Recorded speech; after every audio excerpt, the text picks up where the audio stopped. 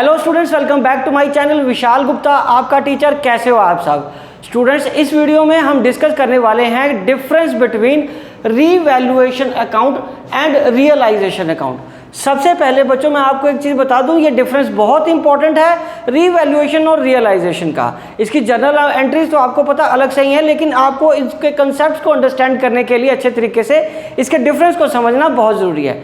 तो सबसे पहले बात करते हैं इसके मीनिंग की, कि मीनिंग में किस वजह से डिफरेंट है ये रीवैल्यूएशन अकाउंट। रीवैल्यूएशन अकाउंट में हम क्या लिखते हैं? Effect of change in values of assets and liabilities. Revaluation में जब भी हमारी कोई एसेट की वैल्यू बढ़ती है या कम होती है, लायबिलिटी की वैल्यू बढ़ती है या कम होती है, उसको हम रिकॉर्ड करते हैं।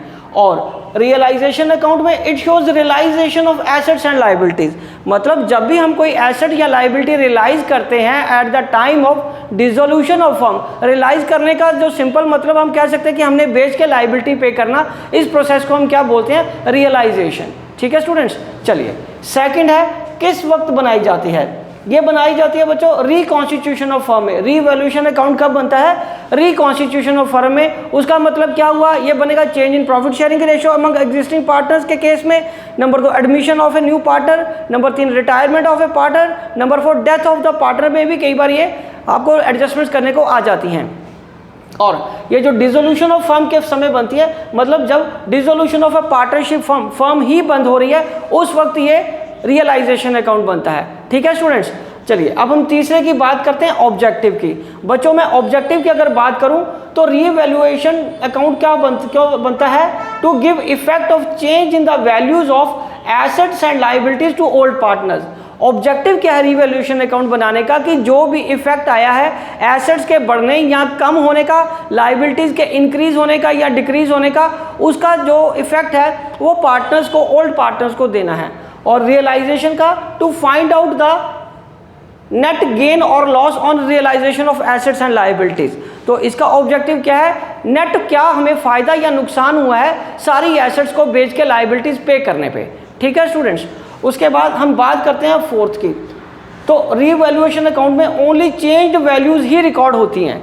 मतलब अगर मान लो एसेट 1 लाख की थी और अब वो 1,20,000 की होगी, तो इफेक्ट कितने का आया? 20,000 का। तो ओनली 20,000 की ही ट्रांजैक्शन की एंट्री की जाएगी रिवैल्यूएशन में, चाहे वो बढ़ रही है या कम हो रही है। मतलब जितनी वैल्यू से चेंज हुआ है एसेट या लायबिलिटी, सिर्फ वही अमाउंट रिकॉर्ड किया जाता है। ओके स्टूडेंट्स, चलिए अब हम आगे बात करते हैं। इसमें सारी एसेट्स या लायबिलिटीज को रिकॉर्ड किया जाता है जो हमने पे करनी होती है लायबिलिटीज। ठीक है जी। और इफेक्ट, इसका इफेक्ट है अकाउंट्स आर नॉट क्लोज्ड। इसमें किसी भी एसेट का या लायबिलिटी का अकाउंट क्लोज नहीं किया जाता, रादर उसके इम्पैक्ट से उसको बढ़ाया या कम किया जाता है उस अकाउंट को।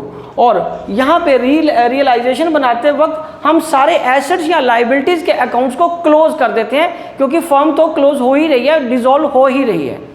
चलिए अब हम आगे बात करते हैं फ्रीक्वेंसी की। सो फ्रीक्वेंसी में any number of time during the life of partnership. ये कितनी बार या कभी भी बन सकता है during the life of the partnership, मतलब चेंज इन प्रॉफिट शेयरिंग की रेशियो के वक्त। जब भी कोई नया पार्टनर आएगा, कोई रिटायर होगा, ये कंपलसरी नहीं है, पर उनकी मर्जी है, जब ये चाहें बनाना चाहें वो बना सकते हैं। ठीक है स्टूडेंट्स, और उसके बाद only at the end of dissolution of firm. ये रियलाइजेशन अकाउंट कब बनेगा?